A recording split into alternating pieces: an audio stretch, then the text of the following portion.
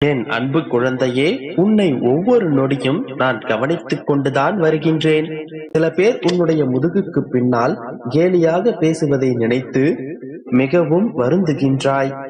உன்னுடைய உழைப்பை அவர்கள் திருடி அவர்களுடைய பிழப்பை நடத்தும் போது செய்வதறியாது திகைத்துக் கொண்டிருக்கின்றாய். என் அன்பு பிள்ளையே, முதலில் ஒன்றை நன்றாக புரிந்து கொள். முதலில் அவர்கள் உன்னை விமர்சனம் செய்வதற்கு காரணம் என்ன என்று தெரியுமா?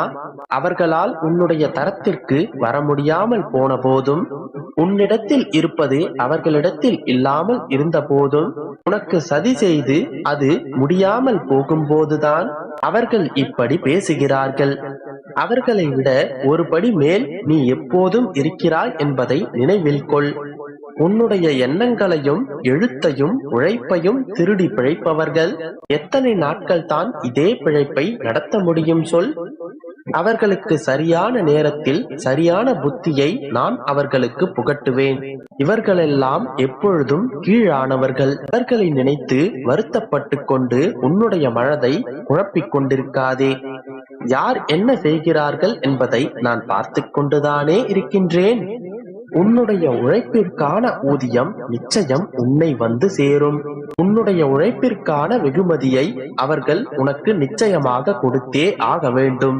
என் அன்பு பிள்ளைகளே, உங்கள் அனைவரிடத்திலும் நான் ஒன்றை கூறியே ஆக வேண்டும்.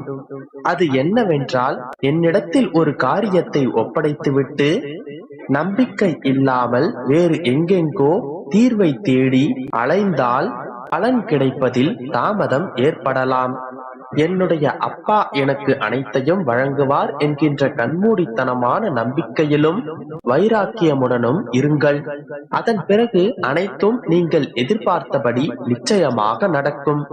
உன்னுடைய வாழ்க்கையிலும் இருள் நீங்கி ஒளிமயமாகும் காலம் வந்துவிட்டது. வெகு நாட்களாக காத்திருந்து காத்திருந்து சலித்து போனது இனி ஒவ்வொன்றாக நடக்கப் போகின்றது. ஆம், இனி உன்னுடைய வாழ்க்கையில் பல அற்புதங்கள் நடக்கப் போவதை நீயே கண்கூட பார்க்க போகின்றாய். அதன் பிறகு உன்னுடைய வாழ்க்கை முழு மகிழ்ச்சியானதாக மாறிவிடும். உன்னுடைய காத்திருப்புகள் அனைத்தும் கனியும் காலம் இது. உன்னுடைய கவலை, கஷ்டம், சித்திரவதை, துரோகம் என அனைத்தும் சில மாதங்களிலேயே சரியாகிவிட்டு விரைவில் நீ துள்ளி குதித்து வாழப் போகின்றாய்.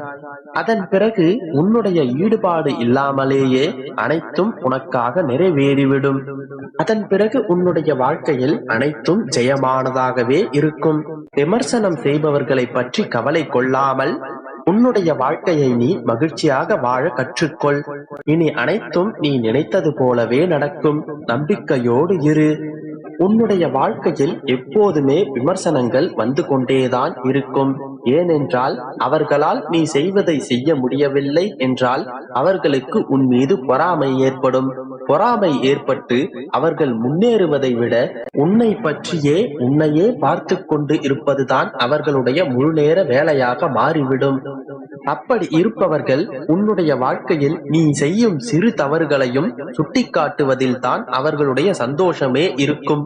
உண்மையிலேயே உன் மீது ஒரு குறை இருந்தால் அதனை நீ சரி செய்து கொள்ள முயற்சி செய். அப்படி உன் மீது எந்த தவறும் இல்லை என்றால் அவர்கள் கூறுவதை துளியும் காதுகளில் வாங்காதே. அப்படிப்பட்டவர்களிடத்தில் நீ முழு செவிடனாய் மாறிவிடு.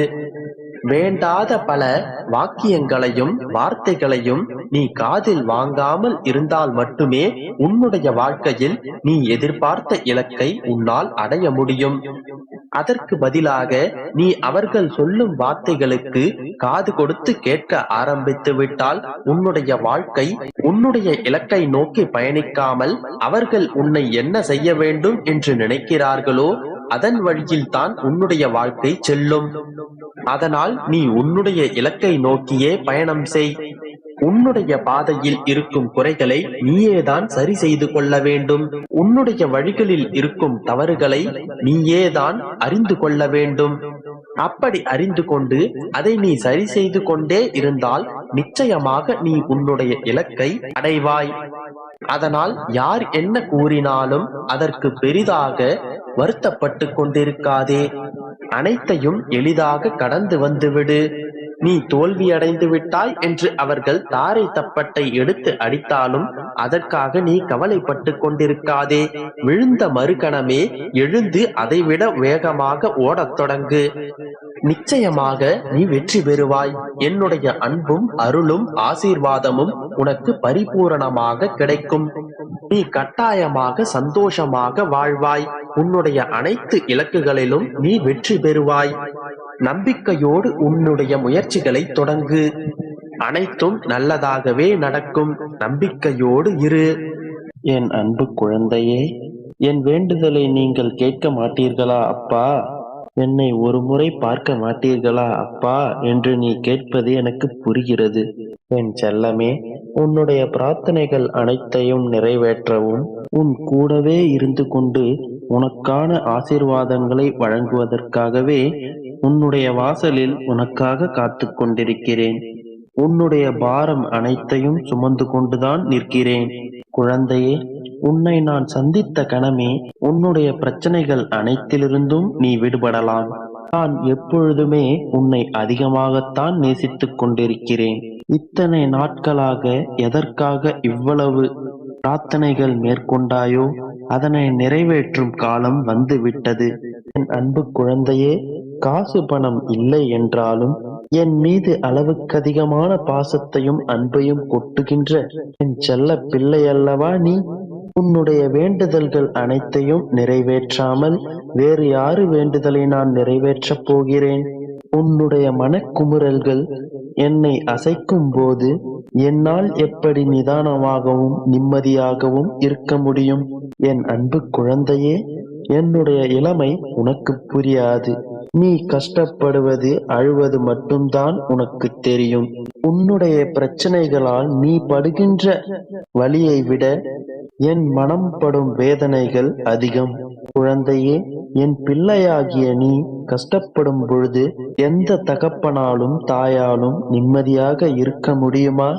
உன் கஷ்டங்கள் அனைத்தையும் நீ சொல்லாமலே அறிந்தவன் நான். நீ கேட்கும் முன்னரே உன்னுடைய தேவைகள் அனைத்தையும் அறிந்து கொண்டு அத்தனைகளையும் அறிந்தும் தெரிந்தும் ஏனப்பா இன்னும் எதையுமே சரி செய்யவில்லை என்று கேட்கிறாயா? குழந்தையே, இப்பொழுது நீ கர்மவினை என்கின்ற மாசுபடிந்த குப்பைகளால் சூழ்ந்து கொண்டிருக்கிறாய். அந்த குப்பைகளையெல்லாம் நான் சுத்தம் செய்வதால் தான் அந்த மாசுக்களிலிருந்து வரும் கெட்ட நாற்றத்தை தான் நீ அனுபவித்துக் கொண்டிருக்கிறாய். ஆனால் உண்மையிலேயே உன்னுடைய கர்ம வினைகள் எல்லாம் சுத்தம் செய்யப்பட்டு தூய்மையாக மாறிக்கொண்டிருக்கிறது. இப்பொழுது உன்னுடைய வாழ்க்கை கஷ்டங்களால் சூழ்ந்து கொண்டிருந்தாலும் அந்த கர்மவினை மாசுக்கள் குறைந்து கொண்டே வரும் பொழுது உன்னுடைய வாழ்க்கையில் வசந்த காற்று வீசத் தொடங்கும். கூடிய விரைவில் உன்னுடைய வாழ்க்கை புத்துணர்ச்சியோடும் புது பொலிவுடனும் ஜொலிக்கப் போகிறது. எந்த கஷ்டமும் கவலையும் இல்லாமல் உன்னுடைய வாழ்க்கை பழமுதிர் சோலையாக மாறப்போகிறது. அதற்காகவே நான் உன்னை தேடி வந்திருக்கிறேன். என் குழந்தையே, சந்தோஷமாக இரு. அனைத்தையும் உன் தந்தையாகிய நான்